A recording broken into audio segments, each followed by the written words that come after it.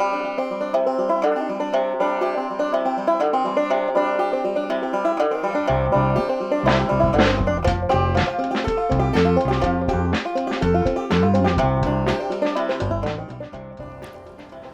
right, backpackers, so we are in a new era of bear canisters. Thanks very much to the REI Traverse, which came out in 2025, the Traverse Modular Bear Canister, because REI also has a Traverse trekking poles and Traverse backpack and Traverse gaiters and sleeping pads. So anyway, they've used the name Traverse a lot. They like the name Traverse.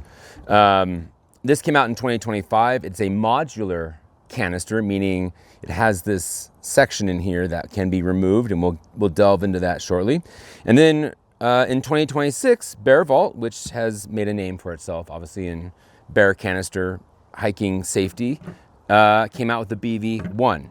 And instead of being modular, it's just size adjustable, and we'll delve into both of those things. We're going to walk through in this video just comparing these two canisters against each other for a number of factors. As you can tell, they're similar in roughly shape. You know, there are canisters that are narrower that maybe fit a different form factor of a way of packing or strapping something on the outside of the pack. These aren't great for strapping on the outside of the pack. There's no real tie down points on either of these. The Traverse does have this little ridge right here, which maybe would help keep a strap from sliding around. It does also come with, the Traverse comes with a bag, and that bag does have some loopies on here, so that could be a way to strap it to a backpack. And the bag does adjust in size with this little drawstring to be able to carry it that way. So if that's helpful for you, if your priority is cost, then the Traverse is the way to go at $90.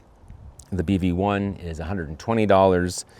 If you're looking for sheer volume, then the 11.25 liter BV1 is where it maxes out. The BV1 maxes out at just over 8 liters. So obviously smaller there. On the other side, the BV1 does get way smaller than the smallest version of the Traverse. So maybe that's the other side of the spectrum you're looking for. And then weight-wise, the BV1 takes the cake no matter how you cut it. It's 1 pound 15 ounces, so just under 2 pounds.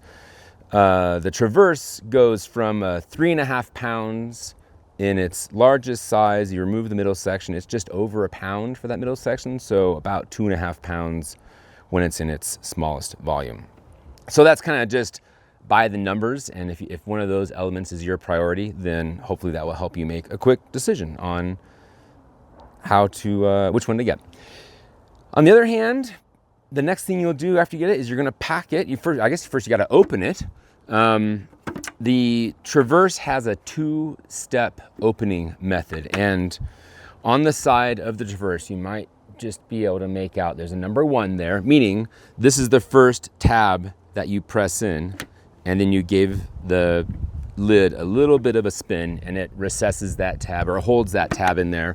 Then over here there's a number 2, and you press that one, and now it's completely free to come off of the main body. The BV1, however, requires arguably a bit more dexterity.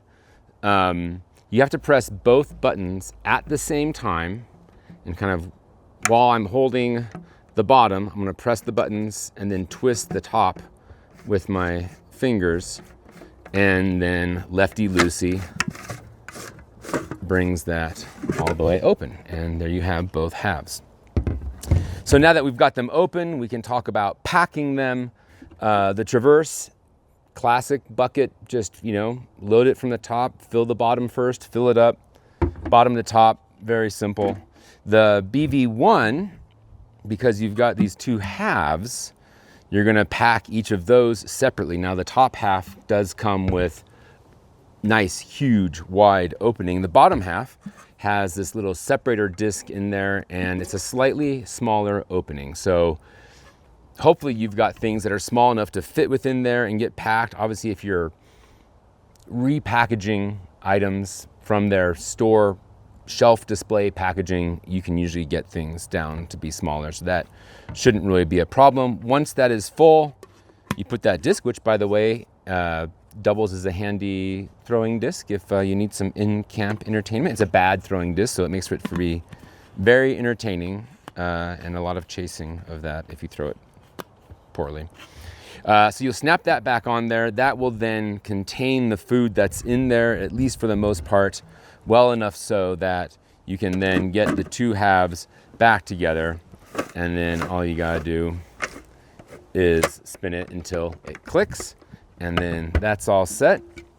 To close this guy, you will just put him on there again. Once the threads catch, you do have to depress these buttons again, just to kind of get it to nest under the lip there, and then it will be ready to close all the way. Okay, so that's packing. Now, let's say we're on the trail and we've eaten through half of our gear. I should also mention a slight nod to BV1 for a more comfortable button to push on. It's a plastic housing with a rubberized cover there. It does, provide a little more surface area, so it's a little less pokey in the finger, if you will. The Traverse has this just kind of a raw metal button. It's a spring system, and after opening and closing both of these quite a bit in my testing process, definitely want to give the nod to a slightly more comfortable opening experience with the BV1. You might have also noticed that the BV1 has a very smooth, so once I've pressed that, very smooth sliding action on the threads there. The Traverse, I find, is a bit more, it's a tighter, must just be tighter threads, because it does take a bit more, and then once it's loose, I have thought that there could be a little bit lower tolerance in dirt and grime getting in there. If, with the threads being that much tighter, you gotta be a bit more conscientious of keeping dirt and grime out of those threads. And so just having a hanky or something that you can just wipe the threads clean before you open and close it, and be conscious of that. Okay, so that's loading, opening and closing, having them on the trail. Now, you've worked your way through a few days of food. You start off for the BV1 on this full size. Now, if you you're not taking up as much room, actually it'd be up in here, so you'd eat the larger half first and then eat the lower half second, because now instead of lefty-loosey to unscrew it and open it, you're gonna go push the buttons and go righty-tighty again.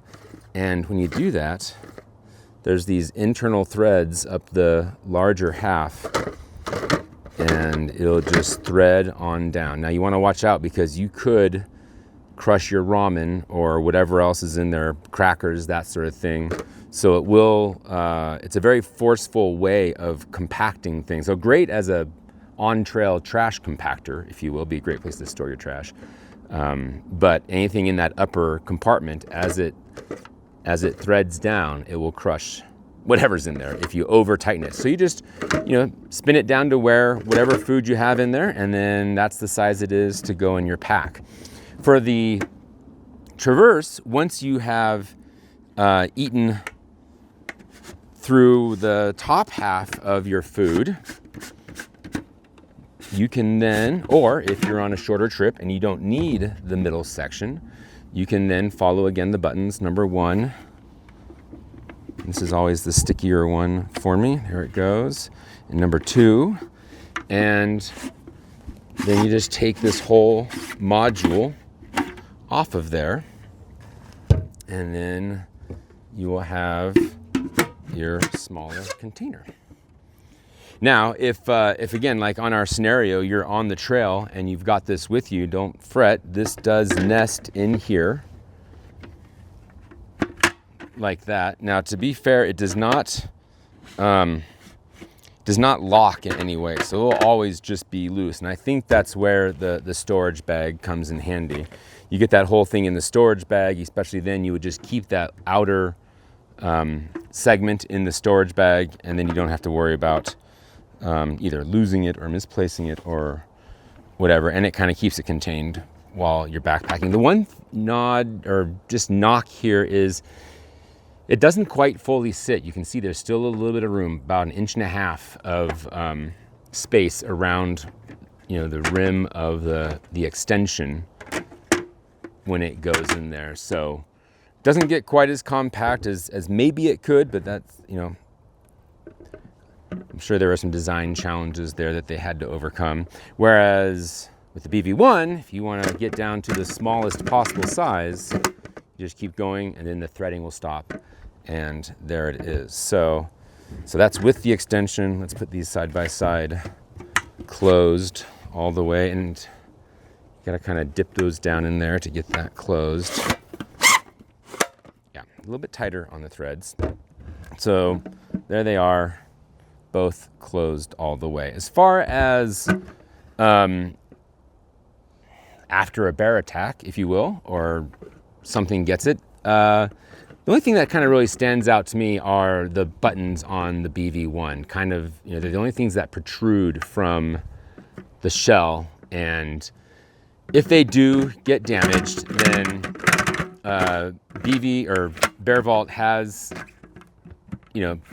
probably taking that into consideration. I would think that a sharp bear claw on here could do some damage, but these little guys do have threads on there or screws on there, so they're removable and replaceable. And I'm sure if by chance a bear or some other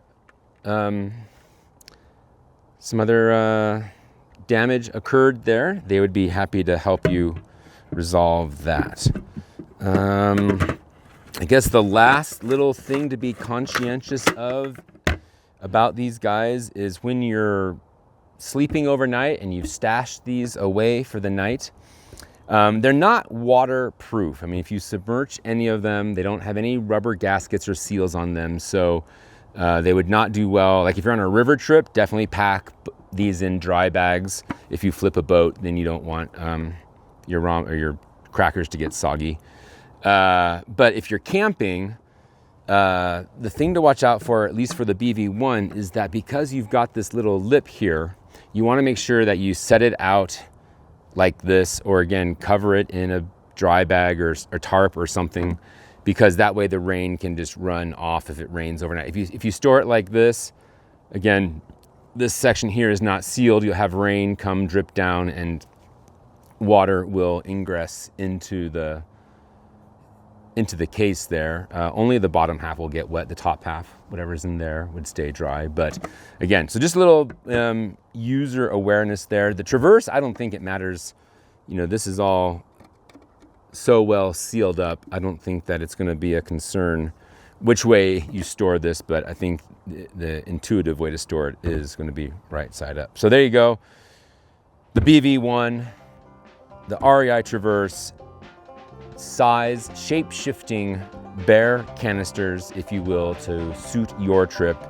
What do you think? Throw them in the comments. I'd love to hear what you're using, what you've chosen for your own adventures, and what your experience has shown about these canisters, and that might help someone else make a decision about what they're buying. So for more gear, thanks for following along. Offyonder.com is where more reviews will be coming up, and we'll see you next time.